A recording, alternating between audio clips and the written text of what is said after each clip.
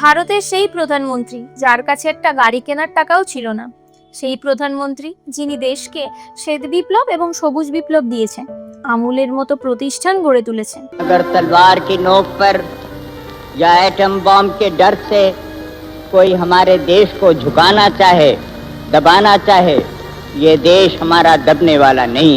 যখন দেশে খাদ্যের অভাব দিয়েছিল, তখন তিনি দেশের মানুষকে কিছু বলার আগে তিনি নিজের বাড়িতে উনুন বন্ধ করে দিয়েছিলেন।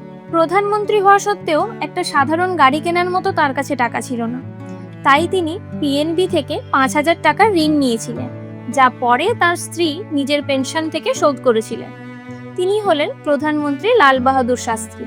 तो एक सरकार के नाते हमारा क्या जवाब हो सकता है सिवाय इसके कि हम हथियारों का जवाब हथियारों से दें।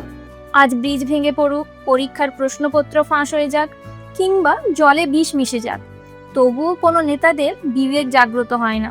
অথচ শাস্ত্রীজি একটি রেল দুর্ঘটনার পরে নিজের মন্ত্রিত্ব ত্যাগ করেছিলেন। তিনি জয় জওয়ান জয় কিষাণ স্লোগান দিয়েছিলেন। তিনি উচ্চতায় হয়তো ছোট ছিলেন, কিন্তু তার চরিত্র এতটাই মহান ছিল যে আজ সমস্ত নেতা মিলেও তার সমকক্ষ হতে পারবেন না।